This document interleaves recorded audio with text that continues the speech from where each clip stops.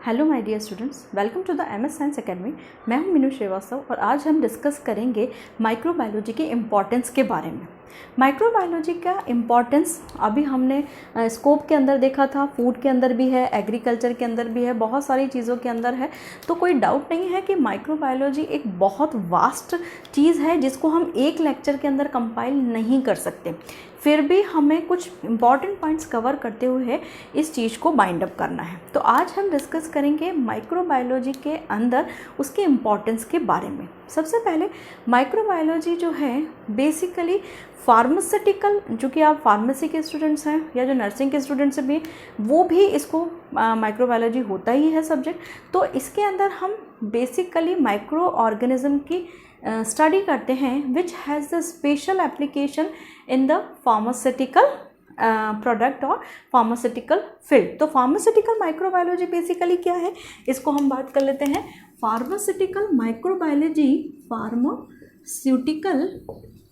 Microbiology is the pharmaceutical microbiology is the study of microorganism is the study of microorganisms को MO मैं represent कर रही हूँ। It is the study of microorganism which has special application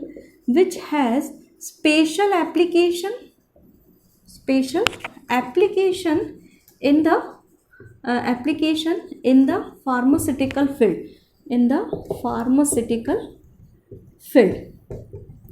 है ना। ये सब जो है आपका फार्मास्यूटिकल फील्ड, ये आपकी एक बेसिक डेफिनेशन हो गई फार्मास्यूटिकल माइक्रोबायोलॉजी की।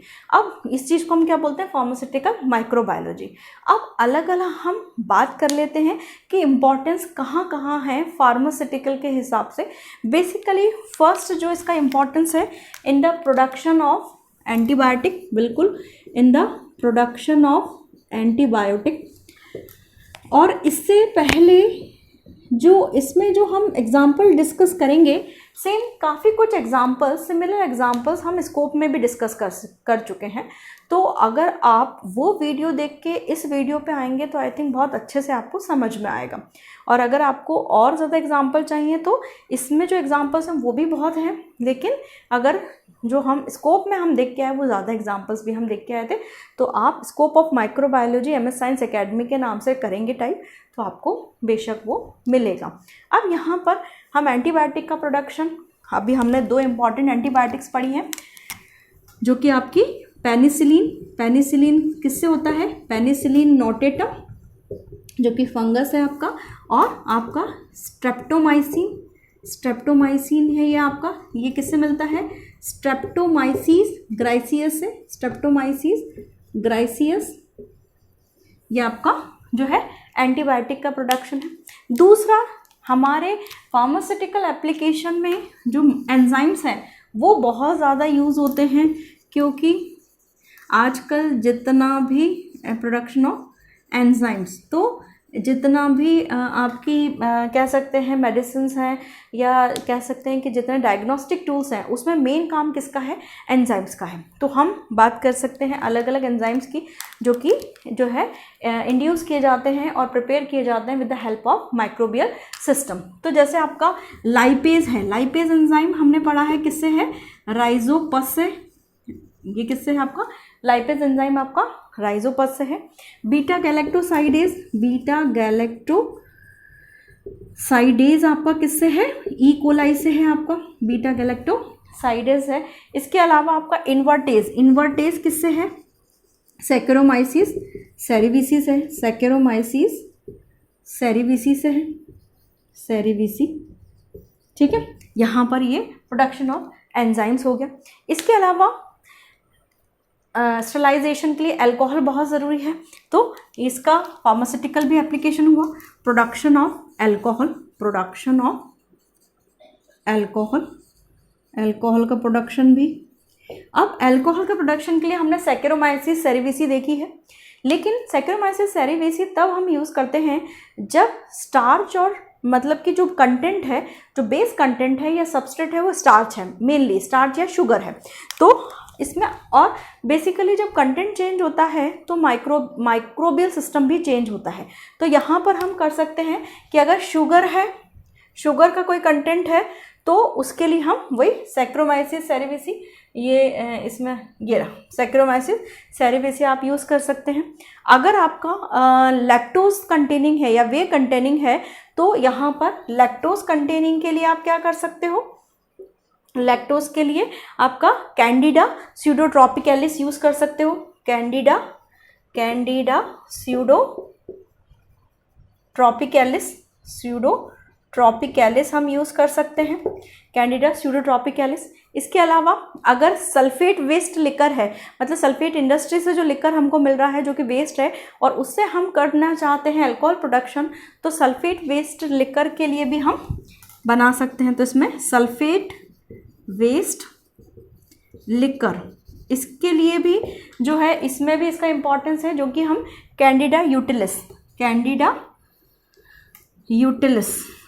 यूटिलिस से हम इसको बनाते हैं।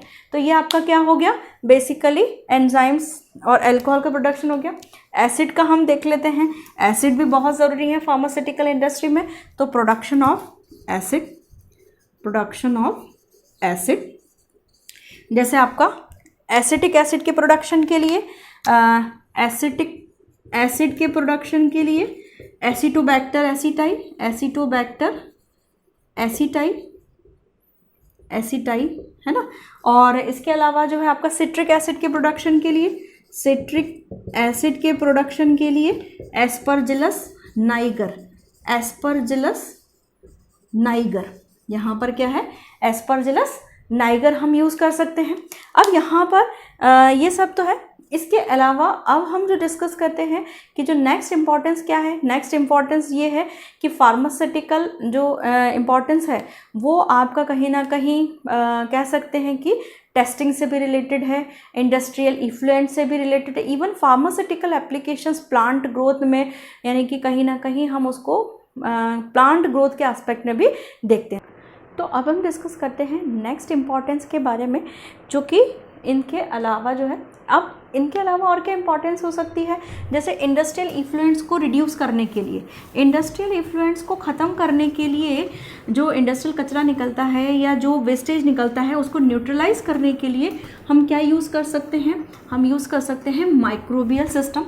और वो माइक्रोबियल सिस्टम बहुत अच्छे से कह सकते हैं कि हमारे पूरे माइक्रोबियल सिस्टम को हमारे पूरे इंडस्ट्रियल इफ्लुएंट को बहुत अच्छे से न्यूट्रलाइज कर सकते हैं।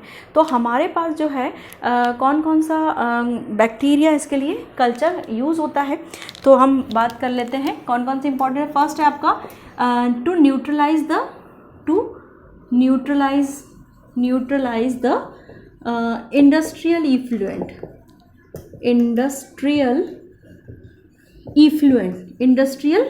इफ्लुएंट है ना।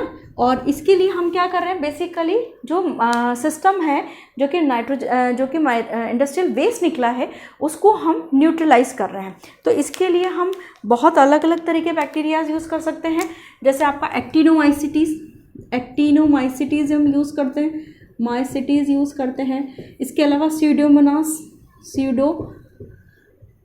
प्यूटिडा हम यूज़ करते हैं जनरली।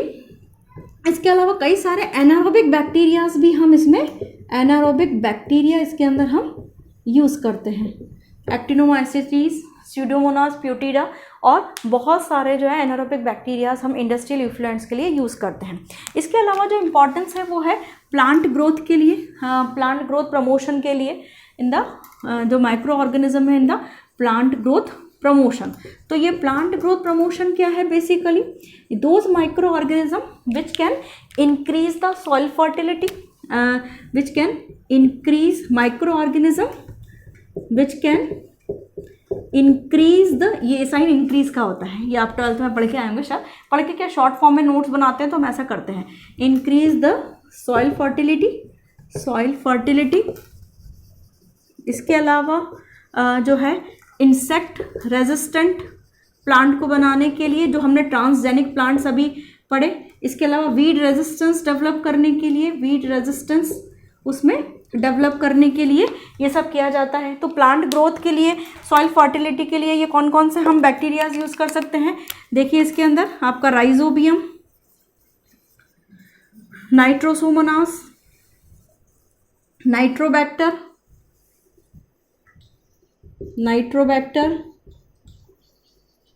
आपका ब्लू ग्रीन एल्गी या साइनोबैक्टीरिया भी इसको अपन बोल सकते हैं, ब्लू ग्रीन एल्गी, ये सब हम यूज़ करते हैं आपका, है ना। इसके अलावा ब्लू ग्रीन एल्गी वाला एजोटोबैक्टर भी हम यूज़ कर सकते हैं, एजोटोबैक्टर, ये सब भी हम यूज़ कर सकते हैं। एजोटोबैक्टर किस तरह से यूज़ किया जाता है? इसके अलावा जो है ये सारा इसके अलावा हम कौन कौन सी चीज़ें मतलब जो इम्पॉर्टेंट है वो है आपका स्टीरॉयड प्रोडक्शन। स्टीरॉयड प्रोडक्शन क्या होता है? बेसिकली जितना भी आपका हार्मोन है, जैसे एस्ट्रोजन है, प्रोजेस्टेरॉन है, आपका टेस्टोस्टेरोन है, ये सब आपका क्या है? हार्मोन है, और इसका केमिकल नेचर क्या है? स्टीरॉयड है। तो आजकल हार्मोनल, जैसे कई जो हार्मोनल टैबलेट्स कभी किसी मेडिकल दिक्कत की वजह से खानी पड़ती हैं, जैसे प्रेगनेंसी टर्मिनेशन, प्रेगनेंसी उस वजह से तब खानी पड़ती हैं, या किसी भी वजह से जब खानी पड़ रही है, तो आजकल उसको केमिकली ना देख के माइक्रोबियल सिस्टम के थ्रू उसको ओरिजिनेट किया जाता है, जो कि बहुत ज़्यादा मतलब कह सकते हैं कि बहुत ही कम नुकसान वाला होता है, और मतलब कि उससे कोई हमारी बॉडी को लॉस नहीं होता। तो ये स्टीरॉयड के टाइप जैसे आपके कोलेस्ट्रॉल, कौन कौन से हैं? जैसे आपका कोलेस्टेरॉल है आपका, इसके अलावा जो है टेस्टोस्टेरोन है आपका, जो है प्रोजेस्टेरोन है आपका, प्रोजेस्टेरोन, ये सब जो है आपके बेसिकली क्या है? नेचर में स्टीरॉयड प्रोडक्शंस, स्टीरॉयड है। अब इसके लिए मतलब इन सब के लिए बहुत अलग अलग तरीके के एंजाइम्स लगते हैं, जैसे आपका है राइजोपस एराइजस, कई सारे नाम हैं, तो कुछ कुछ नाम हम डिस्कस कर लेते हैं, जैसे राइजोपस एराइजस जो है ये भी यूज़ किया जाता है। क्यूवुलेरिया लूनाटा, ये सब यूज़ किया जाता है यही एंजाइम्स के प्रोडक्शन में। इसके अलावा ईस्ट यूज़ किया जाता है, ईस्ट यूज़ किया जाएगा। इसके अलावा स्ट्रेप्टोमाइसिस, रोजियोक्रोमिजेनेसिस यूज़ किया जाता है,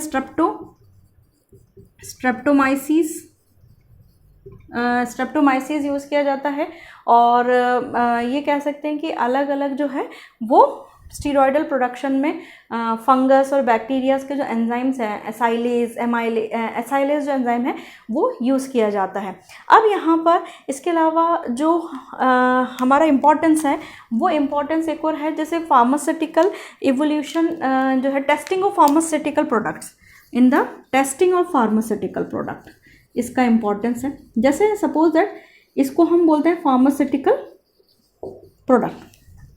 जैसे सपोज दैट कोई ड्रग बनाई गई है, अब उस ड्रग को जैसे कोई बैक्टीरिया को किल करने के लिए कोई ड्रग बनाई गई है, तो उसके लिए एक एंटी माइक्रोबियल ससेप्टेबल टेस्ट किया जाता है, एंटी माइक्रोबियल ससेप्टेबल टेस्ट किया जाता है, ससेप्टेबल टेस्ट किया जाता है कि भाई ये जो है उसमें जो डोज है, जो हमारी ड्रग जो नई हमने बनाई है, और पेट्री डिश के अंदर जो बैक्टीरिया ग्रो, जिसके अगेंस्ट में बनाई गई है, वो बैक्टीरिया ग्रो किया जाता है और उसका स्पेसिफिक डोज उसमें डाला जाता है। तो ये देखा जाता है कि कितनी डोज पे कितने बैक्टीरिया किल हुए और कितने टाइम में किल हुए, तो वो उसका आपका एंटी माइक्रोबियल ससेप्टेबल टेस्ट किया जाता है। तो उससे क्या होता है कि जो डोज है, जैसे डॉक्टर आपको डोज लिखता है ना कि आपको ये इन्फेक्शन है तो 600 mg 300 mg, तो वो क्यों है? क्योंकि वो ऑलरेडी मेंशन्ड है, और वो किससे निकाला गया है?